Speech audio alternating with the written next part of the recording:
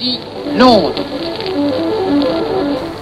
In June 1941, on the eve of Operation Barbarossa, Joseph Goebbels made a diary entry in which he looked forward to the new order that the Nazis would impose upon a conquered Russia. There would be no return, wrote the Nazi propagandist, for czars or priests or capitalists, but rather, in the place of debased Jewish Bolshevism, the Nazis would impose der echte Sozialismus, genuine socialism. It's a measure of the left's cultural victory that even to recite that fact these days is jarring. But no one at the time would have found it especially surprising. As Adolf Hitler had told Otto Strasser in 1930, "I am a socialist, and a very different kind of socialist from your rich friend Count Reventlow." The clue of the party was in its name, National Socialist German Workers' Party. The reason it jars today is because a strange political calculus has come about, whereby we define compassionate as left-wing and nasty as right-wing. And therefore, since the fascists were plainly nasty, we assume that they must have been parties of the right. But as a matter of observed historical fact, it couldn't be further from the truth. These were parties that had emerged from the revolutionary tradition, first in Italy and then in the rest of Europe. They marched on May Day under red flags. They were anti-property, anti-monarchy. They wanted state control of industry. They wanted to remove the powers of the church. They believed in raising the working man over the old order, as their heirs do to this day.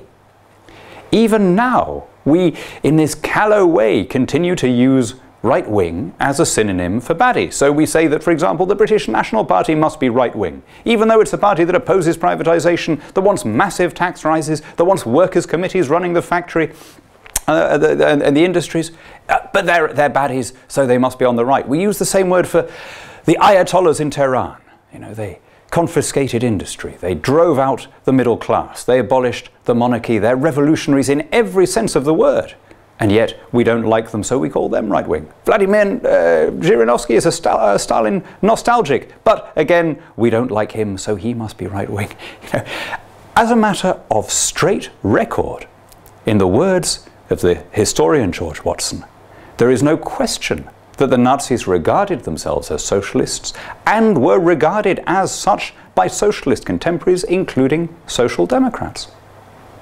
Now, left-wing viewers at this stage will be incandescent. They'll be saying, but what about the Spanish Civil War? What about the trade unionists who were sent to concentration camps? How can I even suggest that there is a linkage?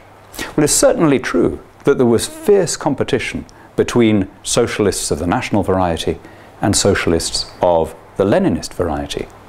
But as Friedrich Hayek put it in his magisterial chapter on the Nazi socialist tie-up in The Road to Serfdom, it was a battle between brothers. The one kind of ideology that both kinds of socialists regarded as beyond redemption, not as heretical but as utterly evil, was free market capitalism.